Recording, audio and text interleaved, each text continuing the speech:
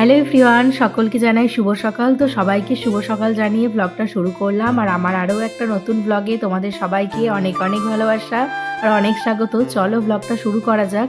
সেই দিন সকাল সকাল স্নান করে এদিকে কিন্তু রেডি হয়ে দুজনে মিলে বেরিয়ে পড়েছি, যাচ্ছি বাড়িতে। সপ্তাহখানেক আগেও আমি একবার বাড়িতে গিয়েছিলাম, তখন ছিল আমার এক বান্ধবীর রিসেপশন।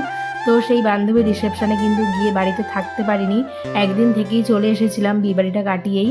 আর এদিকে কিন্তু সপ্তাহখানেক পর আবারও আমরা যাচ্ছি বাড়িতে। এইবারও বাড়ি যাওয়ার কারণ ছিল আমার আরেকটা বান্ধবীর দিদির বিয়ের নিমন্ত্রণ, তো সেই জন্যই আরও যাওয়ার। তার সাথে সাথে কিন্তু ভেবেই রেখেছিলাম এইবার বাড়ি গেলে বেশ কয়েকদিন থাকবো, যেহেতু আগের বারে গিয়ে একদম থাকতে পারিনি। আর অনেকটা রাস্তা জার্নি করে গিয়েই না সঙ্গে সঙ্গে আসতেও ভালো লাগে না, মনে হয় দু একদিন থাকি তারপর আসি। আর ওর বাড়ি গেলে তো আরও বেশি বেশি ইচ্ছা হয়। তো এদিকে কিন্তু আমরা আমাদের গুড়াব স্টেশন থেকে টিকিট কেটে হাওড়া পর্যন্ত ট্রেনে করে চলে এসেছি।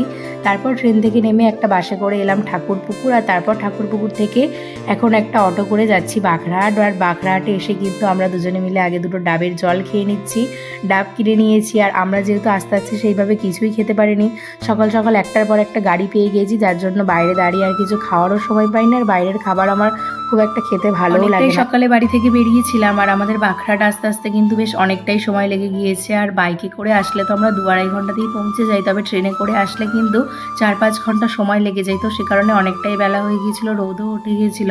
তো সেই জন্যই বরমশাই বললো যে চলো ডাবের জলটা খাওয়া যাক। তো এদিকে ডাব খাওয়া হয়ে গেলে একবারেই সব কাজ মিটিয়ে বাড়িতে যাচ্ছি। আর বাড়ি যাওয়ার পথে কিন্তু গিফটটাও নিয়ে নিয়েছিলাম, যেহেতু সন্ধ্যাবেলায় ছিল বিয়ে বাড়ি। আর তারপর কিন্তু বাড়ির জন্য মিষ্টিটাও একবারে নিয়ে নিয়েছিলাম, ঠাকুরঘরের মিষ্টিটা এদিকে আমাদের ঠাকুরঘরে রেখে দিলাম। চলো তাহলে ফাইনালি অনেক রাস্তা জার্নি করে বাড়িতে তো পৌঁছালাম। আজকের ব্লগটা এখানেই এন্ড করলাম। কেমন লাগলো জানিও, ভালো লাগলে অবশ্যই লাইক কমেন্ট করে দিও। আজ আসি, দেখা হবে কাল আবারও নতুন